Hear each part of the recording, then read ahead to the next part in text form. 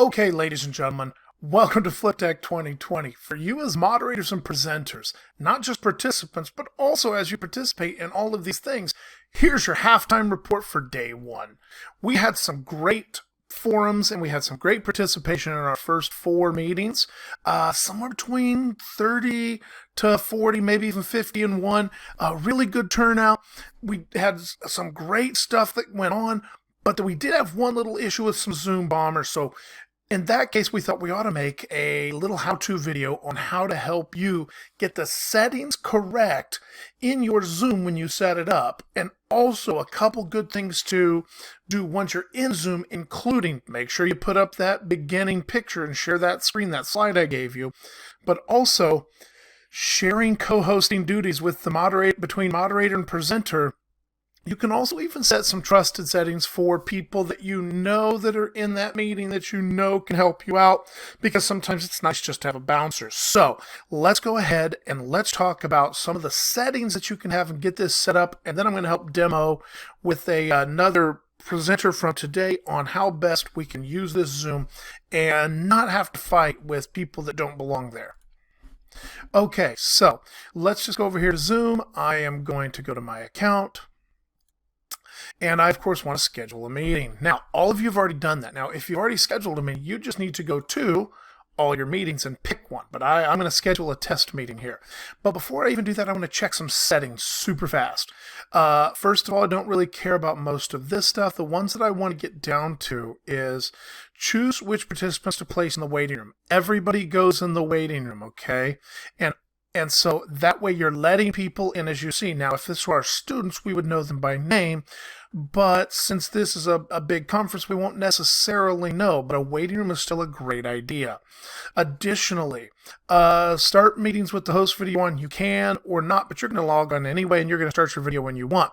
You do not want to start the meeting with participants video on. You want to start that off, so that's set correctly.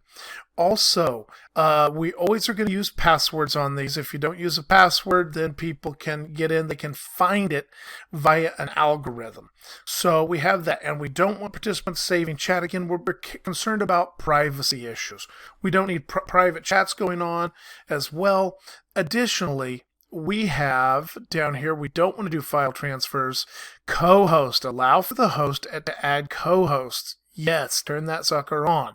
Okay, and share screen, hosts only. That's great. We don't want participants sharing their screens. And we want to disable desk screen share for users, correct. And so all of those things are kind of important to making sure we have the right settings. But here's the deal. Once these settings are set once, you don't have to redo them again. They save all the time. So my settings are right where I want them. So I'm going to go back and I want to schedule that meeting. And I want to schedule a meeting with Jerry Test. And I want to schedule that meeting for today at 3:45. Can I do that? I'll schedule it for 4 o'clock, I guess. 3:45, I can do that. Now, if you have a free account, you are limited to 40 minutes, so make sure that you know if you're a free account that's limited to 40 minutes that you're kind of wrapping up by then. If not, if you have the education account or if you have the pro account, etc., you can go much longer. I've been setting for an hour 15 just to make sure that if I have to stay a little later, it doesn't cut me off. I'm in my own time frame. You guys can take a look at your time frame. Now, let's go down. For video, the host is off initially, the participants are off initially, and we are requiring a password. Now, a lot of you already have your own password set up, and that's great. I, as a default, am using Fliptech for my password for just this set of presentations. Enable join before host. As long as you have the waiting room, that's not a big deal. Mute participants on entry. Yes, we don't want them talking immediately because people go, hello, hello.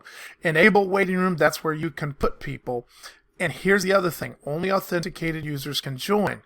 What does that mean they have to be authenticated users? All that means is they have to sign into Zoom so that you have an idea of who they are. This is one of those secondary checks to make sure that people are not just coming in the back door. They're not just using an algorithm.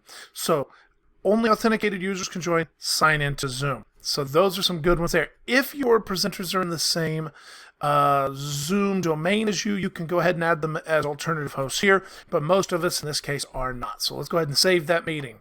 Now, clearly, I'm going to copy this invitation, copy the meeting invitation, and I'm going to send it to Jerry. So we'll pick it up when I get him online.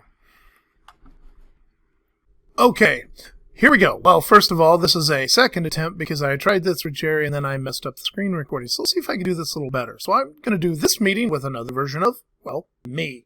So let's wait for me to log in.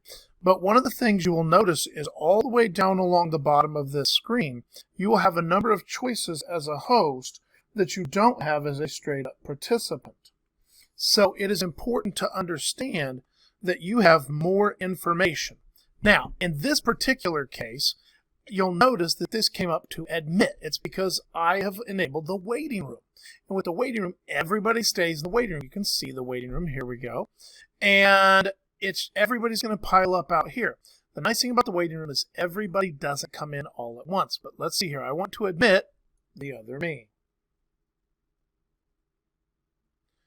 All right. Now, here's another important thing that we need to make sure we have.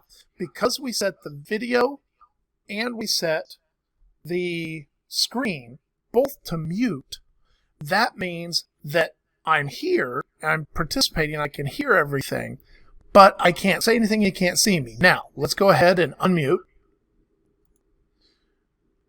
That allows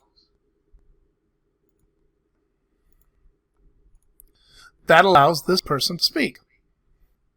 Okay, additionally, they can show video. Now, the other thing that you will see is there's a feedback loop, and sometimes that happens. And so if you have that, you may need to mute a person. And there you go. That should take care of the feedback. This happened during one of our meetings, that someone who belonged there just had their sound on and it was making feedback. So one of the quickest things you can do as a moderator or as a host is mute when you have somebody that has a feedback loop going. Okay, now the other thing though is if you are a presenter or a moderator, you need to share those duties with the other person. And so in this case, if I am the blue shirt presenter and the red shirt moderator, what I can do is simply go to these three dots and I can make the red me the host, which if the red me were the actual presenter and I were moderating, maybe I would do that. That allows the person to be the full-on host. But in most cases, we're just going to look at this make co-host. Now, do I really want to make the red me the co-host? You betcha I do. Now, if you'll take a look, that allows this person, the red me, to open and close mute settings just like everything else. It also makes this menu down here available to the co-host. So that co-host can now do chat. That co-host can record or not record meeting. That co-host can see all the participants and control them. And in fact, one of the things that's very important for the moderator and the host to know is this mute all. Mute all would automatically mute everybody except the host, including the co-host. But all they have to do is unmute themselves, and it's not a problem. But that way, if somebody is making noises that are not appropriate, bam, mute all. It's a very quick way. Let's also talk about how to address somebody who's misbehaving. If a person is misbehaving, you want to be able to first mute them. Second of all, if they still continue to misbehave, you can put them back in the waiting room, or at some point you can withdraw. In this case, I have to withdraw co-host permissions. And finally, I can either put them in the waiting room or I can remove them altogether. If I remove them altogether, they're not allowed to come back under that same Zoom name. So potentially put in waiting room might be something if you're not entirely sure. But as a general rule, if it gets to the place you need to remove them, just remove them and they go away. These are a couple things, whether it is sharing the co-hosting duties, using the waiting room, whether it is mute, unmute, the mute all button, or whether it is putting people in the waiting room or putting people in removal. Those are things that we can use to help control each of these Zoom rooms. the thing about it is, the folks that want to come here, the folks that are truly participating, they're not the problem. It's the times that you have people that are just trolling the internet looking for things to interrupt, or they have algorithms in which they can interrupt. We had one of those issues today. So the thing about it is, with just a few tools and knowing your way around, it won't be a problem. The other big thing to remember is that as a co-host or as a moderator, your job is to keep a look at this chat window. Get that chat window open and keep an eye on that chat window to make sure that all the questions are coming in, that we're sharing those with the presenter. Really kind of make it a conversation, because people enjoy listening to a conversation. So I think that is all the stuff that we have learned from our first half of our first day of a one-week conference. So with that in mind, I will let you go.